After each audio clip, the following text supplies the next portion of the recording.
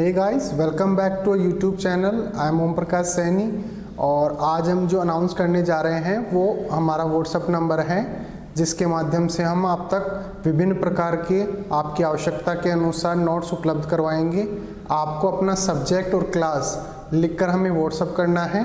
आपको तुरंत आपके सब्जेक्ट के और आपकी क्लास के पूरे नोट्स जो भी अवेलेबल होंगे वो सेंड कर दिए जाएंगे। हमारे जो व्हाट्सएप नंबर रहेंगे वो हैं 86 96 60 85 41। आप इस नंबर पर हमें व्हाट्सएप कर सकते हैं। आप इस पर कॉल ना करें, कॉल रिसीव नहीं कर पाएंगे क्योंकि काफ़ी स्टूडेंट्स होते हैं वो कंटिन्यूसली इस पर कॉल करते हैं। Thank you so much. परिचय। सुनीता, क्या तुम इस जीव का नाम बता सकती हो? हाँ, इसका नाम अमीबा है। और क्या तुम इन जीवों का नाम भी बता सकती हो? हाँ, पहला एक पेड़ है और दूसरा एक डायनासोर है। बहुत अच्छे। अब इन प्राणियों को पहचानो। ये सर्प, गरुड़ और डॉल्फिन है। सुनीता, क्या तुम्हें पता है कि करोड़ों वर्ष पहले पृथ्वी पर जीवन कैसा था और कैसे अनेक प्रकार के जीव आद्य पृथ्वी से प्रकट हुए? नहीं। हाँ, मैं तुम्हें समझाती हूँ कि करोड़ों वर्ष पहले पृथ्वी पर क्या हुआ और सभी जीवों, डायनासोर, अमीबा, पौधे और अन्य जीव जंतुओं का विकास कैसे हुआ। उद्देश्य। इस पाठ के अंत में आप निम्न करने में सक्षम हो जाएंगे: बिग बैंग सिद्धांत को समझना, आपेरन और हाल्डेन द्वारा प्रस्तावित सिद्धांत को सिद्ध करने के लिए मिलर के प्रयोग को समझना, जीवन स्वरूप के विकास को समझना, विकास के विभिन्न प्रमाणों की पहचान करना, तुल्य रूप और समजात संरचनाओं के बीच अंतर की पहचान करना, अनुकूली विकिरण की अवधारणा को समझना।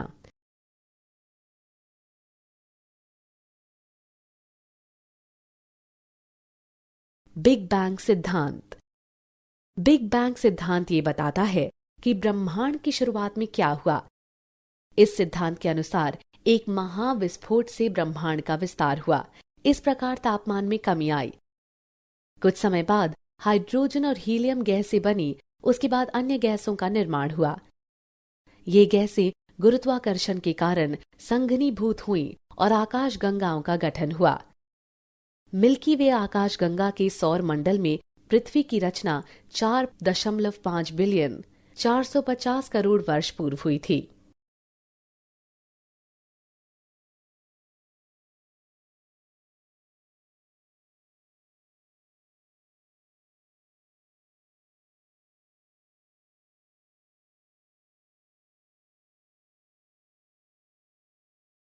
पृथ्वी के वायुमंडल का निर्माण। प्रारंभिक अवस्था में पृथ्वी पर वायुमंडल नहीं था। पृथ्वी की सतह गलित पदार्थों से निर्मुक्त हुई जल वाष्प, मीथेन, कार्बन डाइऑक्साइड तथा अमोनिया द्वारा ढकी थी। सूर्य से आने वाली पराबैंगनी किरणों ने पानी को हाइड्रोजन और ऑक्सीजन में विखंडित कर दिया। ऑक्सीजन ने अमोनिया और मीथेन के साथ मिलकर जल और कार्बन डाइऑक्साइड की रचना की। परिणाम स्वरूप ओजोन परत का गठन हुआ। जब तापमान कम हुआ तो जल वाष्प बरसात के रूप में बरसे और महासागरों की रचना हुई। पृथ्वी की उत्पत्ति के लगभग 500 मिलियन वर्ष बाद जीवन प्रकट हुआ।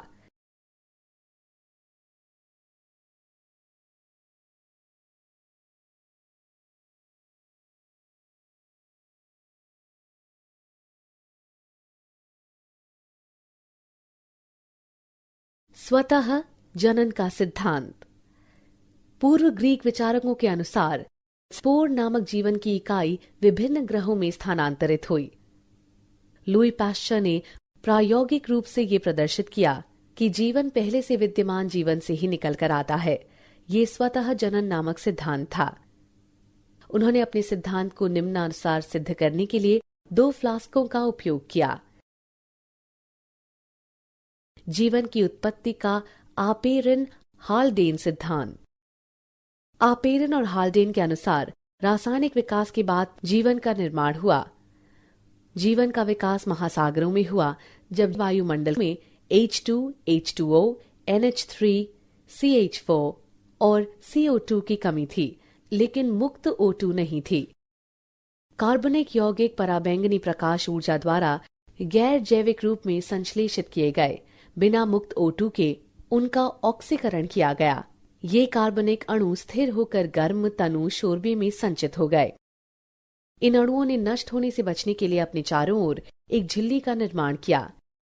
ऐसे कोशिका अंगों ने रसायनों का अवशेषण, वृद्धि, विभाजन किया और अपने चारों ओर मौजूद कार्बनिक अणुओं के किण्वन द्वारा ऊर्जा प्राप्त की। इस प्रकार प्रथम जीवन स्वरूप की उत्पत्ति हुई।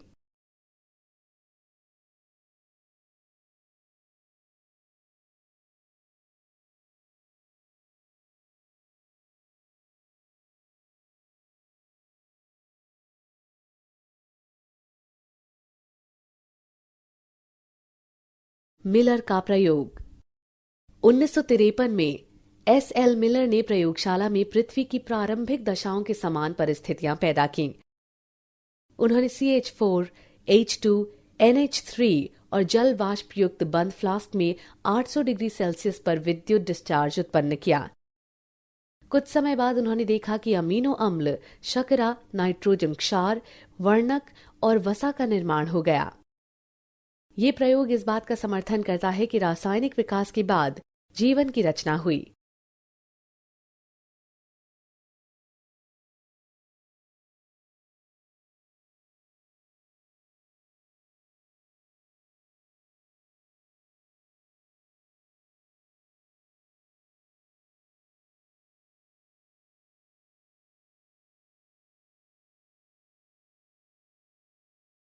विशेष सृष्टि का सिद्धांत।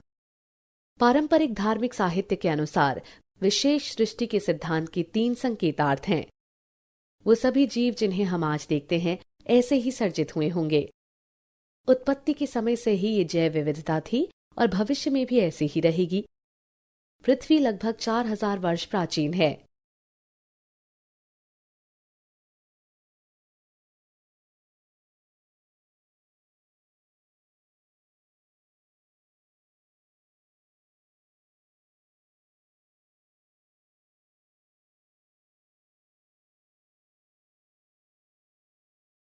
जीवन स्वरूप के विकास पर चार्ल्स डार्विन का सिद्धांत।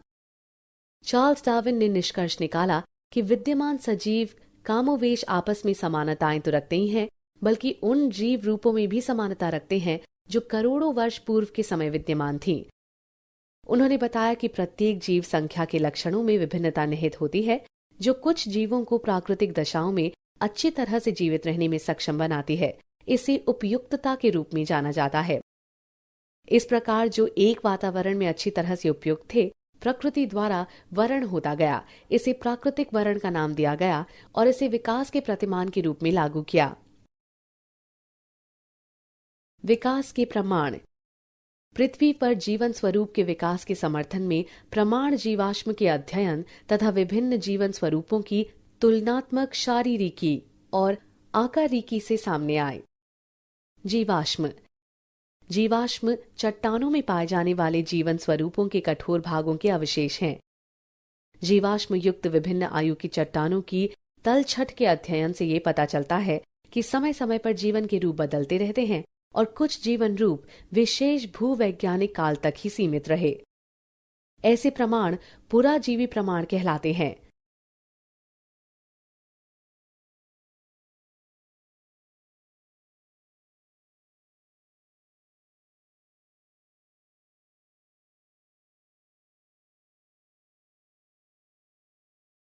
समजात संरचनाएं। जब समान संरचनाएं विभिन्न जरूरतों के अनुकूलन के कारण भिन्न भिन्न दिशाओं के साथ विकसित होती हैं, तो ये अपसारी विकास कहलाता है। ऐसी संरचनाएं समजात संरचनाएं कहलाती हैं। उदाहरण बोगनविलिया एवं क्यूकरबिटा के क्रमशः कांटे एवं प्रतान।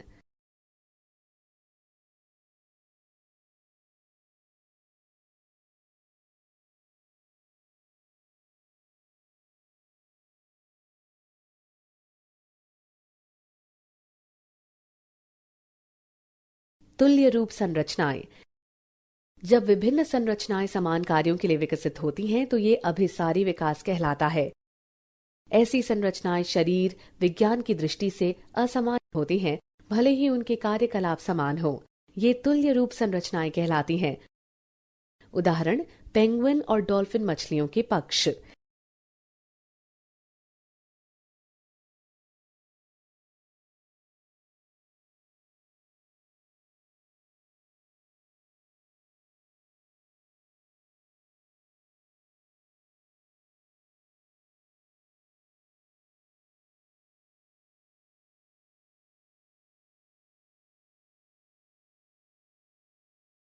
अनुकूली विकिरण एक विशेष भूभौगोलिक क्षेत्र में विभिन्न प्रजातियों के विकास का प्रक्रम एक बिंदु से शुरू होकर अन्य भूभौगोलिक क्षेत्रों तक प्रसारित होने को अनुकूली विकिरण कहते हैं।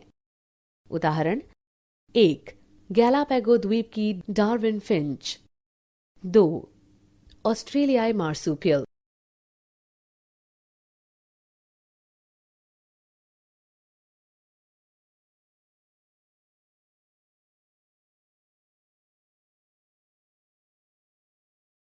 क्या आप जानते हैं, विकासात्मक अनुवांशिकी, जीवाश्मिकी और विकास परक विकासात्मक जीव विज्ञानी की उन्नति से ये पता चलता है कि प्रजनक प्रकर्मों और जंतुओं में कोशिका प्रकार विनिर्देश तंत्रों के कारण अनेक संरचनाएं स्वतंत्र रूप से विकसित होती हैं, न कि पहले से मौजूद जीवन रूपों से।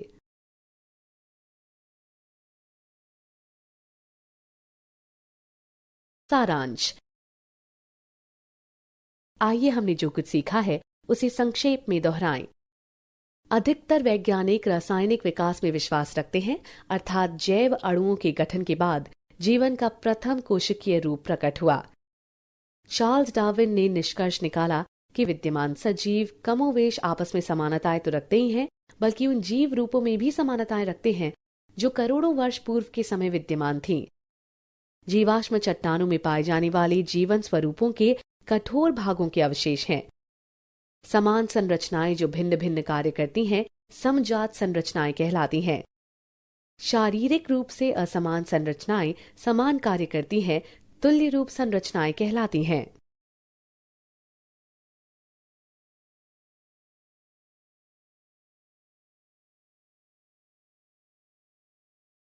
परिचय। इस चार्ट में तुमने क्या देखा? ये मानव, चिंपैंजी, गोरिल्ला और 2 अन्य जंतुओं को दर्शाता है, जिनमें कुछ समानताएं व भिन्नताएं होती हैं। हाँ, इन समानताओं और भिन्नताओं का आधार क्या है? इनकी शारीरिक संरचना समान है? बिल्कुल नहीं, लेकिन समानताओं और भिन्नताओं का आधार सामान्य जीव रूपों से इन जंतुओं का विकास है। ठीक है, क्या तुम ये कहना चाहती हो कि इस चार्ट से पता चलता है कि मनुष्य में पूर्वज चिंपैंजी थे, चिंपैंजी के पूर्वज गोरिल्ला थे और इसी तरह? हाँ, आओ मैं तुम्हें विस्तार से समझाती हूँ कि कैसे पृथ्वी पर एक के बाद एक विभिन्न जीव रूपों का विकास हुआ।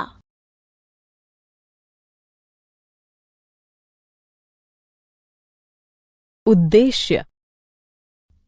इस पाठ के अंत में आप निम्न करने में सक्षम हो जाएंगे: विकास के डार्विन सिद्धांत को समझना, प्राकृतिक वर्ण की अवधारणा को समझना, सॉल्टेशन की अवधारणा समझना, हार्डी वेनवर्ग सिद्धांत को समझना, होमो सेपियंस के विभिन्न पूर्वजों के बारे में जानना।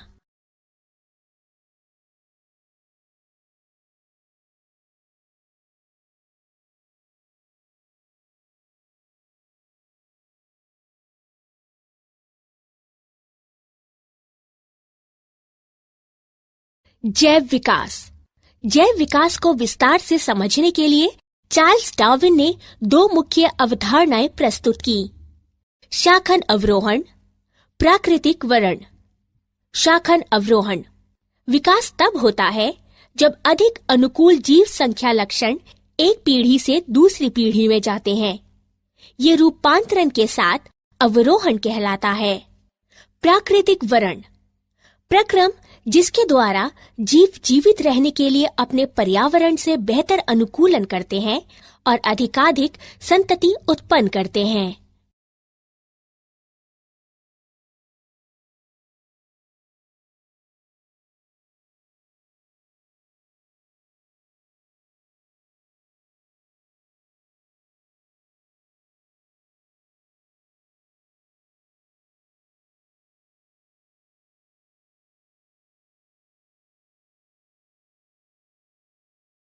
रूपांतरण के साथ अवरोहण।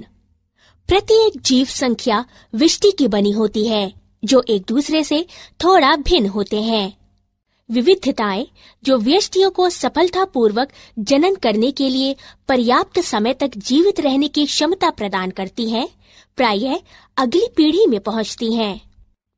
तत्पश्चात ये लक्षण बहुत सामान्य हो जाते हैं और जीव संख्या में विकसित होते हैं। ये रूपांतरण के साथ अवरोहण कहलाता है। रूपांतरण के साथ अवरोहण द्वारा विकास में दो अलग अलग तत्व शामिल हैं। रूपांतरण अर्थात किसी वंश में परिवर्तन, शाखन अर्थात समान पूर्वजों वाली विभिन्न प्रजातियां।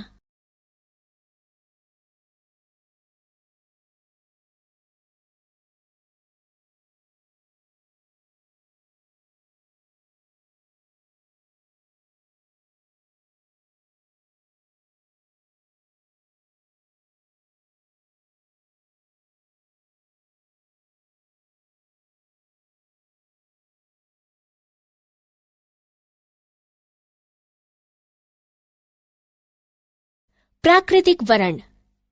प्राकृतिक वर्ण प्रक्रम में 4 चरण शामिल हैं: विविधता, विभेदक, उत्तरजीविता और जनन। वंशागति, जीव संख्या वृद्धि की उच्च दर।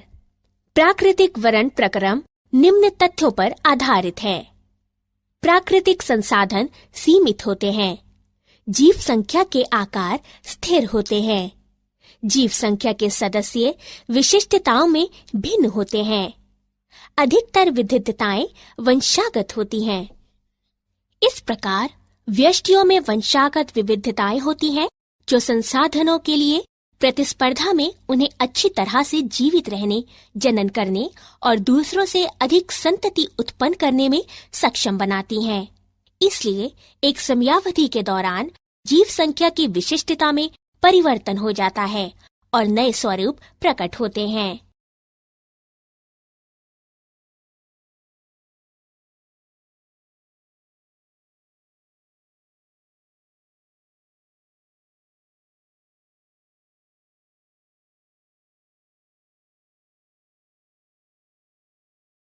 प्राकृतिक वर्ण के उदाहरण: प्रतिजैविक प्रतिरोधी एच पाइलोरी में उत्परिवर्तन होता है, जिसके परिणाम स्वरूप एंजाइम उत्पन्न करने की जानकारी नहीं मिलती है। ये एंजाइम सामान्यतः एक प्रतिजैविक को एक विष में बदल देता है, जिसके कारण मृत्यु हो जाती है। लेकिन जब प्रतिजैविकों को उत्परिवर्ती एच पाइलोरी पर प्रयुक्त किया जाता है, तो ये जीवाणु जीवित रह सकते हैं, जबकि सामान्य जीवाणु मर जाते हैं। इसलिए प्राकृतिक वर्ण द्वारा जो जानकारी खो देता है, जीवित रहता है और अपने लक्षणों को अपनी संतति में पहुंचाता है। विकास की क्रियाविधि। ह्यूगो टिवेरिस ने बताया कि उत्परिवर्तन अर्थात जीव संख्या में सहसा आने वाले बड़े बड़े परिवर्तन विकास के कारण हैं। ये उत्परिवर्तन यादृच्छिक और दिशाहीन होते हैं। ऐसे उत्परिवर्तन प्रजाति की उत्पत्ति का कारण है और इसलिए सॉल्टेशन विशाल उत्परिवर्तन का बड़ा कदम कहलाते हैं।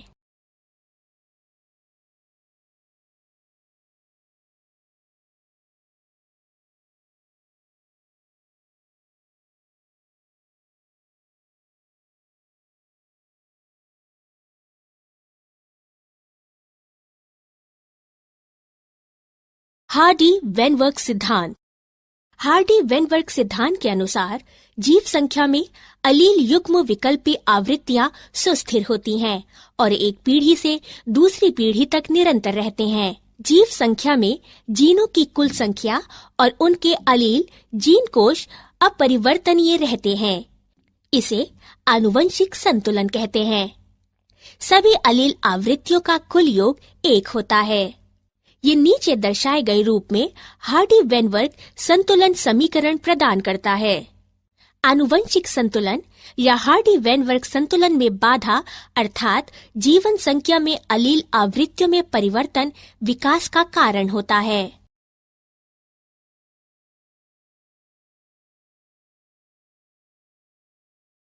हार्डी वेनवर्ग संतुलन को प्रभावित करने वाले कारक। निम्नलिखित 5 कारक हार्डी वेनवर्ग सिद्धांत को प्रभावित करते हैं। जीन प्रवाह, आनुवंशिक अपवाह, उत्परिवर्तन, आनुवंशिक पुनर्योग और प्राकृतिक वर्ण। जीन प्रवाह।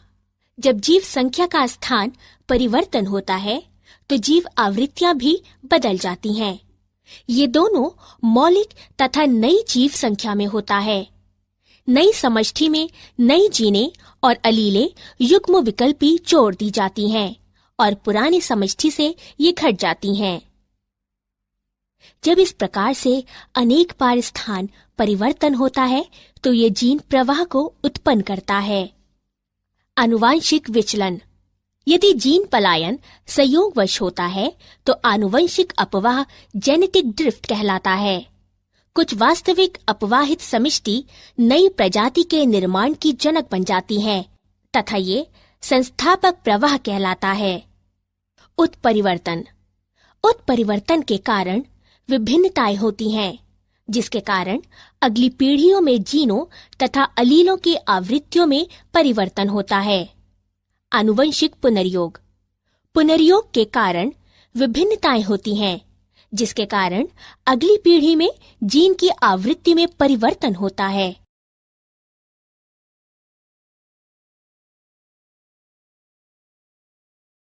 हार्डी वेनवर्ग संतुलन पर प्राकृतिक वर्ण का प्रभाव। प्राकृतिक वर्ण वह प्रक्रम है जिससे अधिक जीवन समवंशानुगत विविधता को जनन के अधिक अवसर मिलते हैं और संतानें अधिक संख्या में उत्पन्न होती हैं। प्राकृतिक वर्ण के कारण जीव संख्या में निम्नलिखित परिस्थितियां हो सकती हैं। नंबर 1, स्थायीकरण। इस दशा में अधिक व्यष्टि माध्य चरित्र मूल अर्जित करते हैं। नंबर 2, दिशात्मक परिवर्तन। इस दशा में अधिक व्यष्टि माध्य चरित्र मूल की तुलना में अन्य मूल अर्जित करते हैं। नंबर 3, विदारण। इस दशा में अधिक व्यष्टि परिधीय चरित्र मूल अर्जित करते हैं।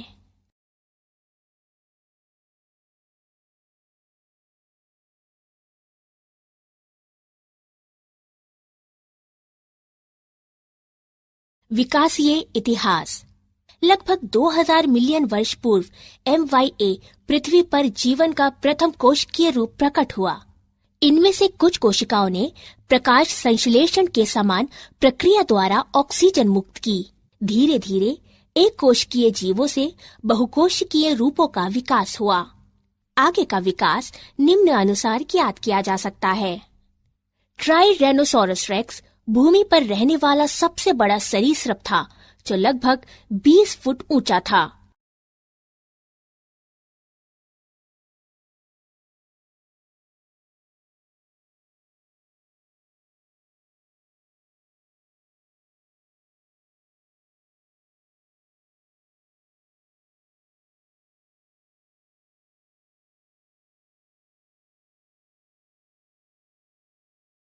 स्तनधारियों का विकास।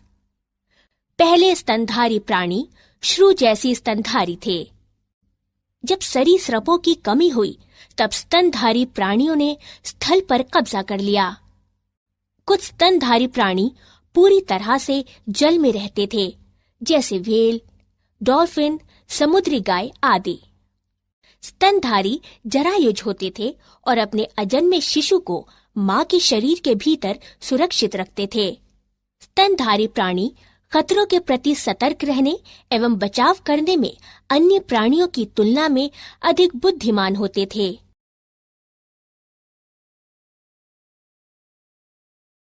मानव का विकास। पूर्ण भाषा कौशल और आत्मचेतना के साथ मनुष्य निम्नलिखित चरणों में विकसित हुआ है। ड्रायोपिथिक्स। ये वानर गण है। इनका उद्भव लगभग 15 मिलियन वर्ष पूर्व हुआ था। कपि सदृश। रामापिथिक्स। ये वानर गण है। इनका उद्भव लगभग 15 मिलियन वर्ष पूर्व हुआ था। मानव सदृश सीधे खड़े होकर चलते थे तथा ऊंचाई में लगभग 4 फुट तक थे। ऑस्ट्रालोपिथेसिन आदि मानव लगभग 2 मिलियन वर्ष पूर्व अफ्रीका के घास स्थलों में पाए गए थे। पहला मानव सदृश प्राणी होमो हैबिलिस कहलाया गया था। मस्तिष्क यानी दिमागी क्षमता 650 से 800 सीसी के बीच थी। होमो इरेक्टस लगभग 1.5 मिलियन वर्ष पूर्व पाए गए थे। मस्तिष्क बड़ा तथा मस्तिष्क यानी दिमागी क्षमता 900 सीसी थी। ये मांस खाते थे। नियंडरटाल मानव ये 1400 सीसी के मस्तिष्क वाले प्राणी थे, जो कि 1 लाख से 40,000 वर्ष पूर्व लगभग पूर्वी एवं मध्य एशियाई देशों में रहते थे। होमो सेपियंस इनका उद्भव लगभग 75,000 से 10,000 वर्ष पूर्व अफ्रीका में हुआ था। ये आधुनिक मानव कहलाए थे। क्या आप जानते हैं, मानव विकास ने अब एक नई प्रावस्था में प्रवेश किया है, जहां आनुवंशिक इंजीनियरिंग द्वारा माता पिता अपने बच्चों को डिजाइन कर सकते हैं, जिसके परिणाम स्वरूप भविष्य की पीढ़ियों को मजबूत, बुद्धिमान और रोगों के प्रति अधिक प्रतिरोधी बनाने के लिए हमारे डीएनए को रूपांतरित किया जा सकता है। सारांश। आइए हमने जो कुछ सीखा है उसे संक्षेप में दोहराएं। जैव विकास को विस्तार से समझाने के लिए चार्ल्स डार्विन ने 2 मुख्य अवधारणाएं प्रस्तुत की, शाकन अवरोहण और प्राकृतिक वरण। ह्यूगो डिवेरिस ने बताया कि उत्परिवर्तन अर्थात जीव संख्या में सहसा आने वाले बड़े बड़े परिवर्तन विकास के कारण हैं। हार्डी वेनवर्ग सिद्धांत के अनुसार जीव संख्या में अलील युग्म विकल्पी आवृत्तियां सुस्थिर होती हैं और एक पीढ़ी से दूसरी पीढ़ी तक निरंतर रहते हैं। लगभग 2000 मिलियन वर्ष पूर्व MYA पृथ्वी पर जीवन का प्रथम कोशिकीय रूप प्रकट हुआ। पहले स्तनधारी प्राणी श्रू जैसे स्तनधारी थे। होमो सेपियंस लगभग 75,000 से 10,000 वर्ष पूर्व विकसित हुए।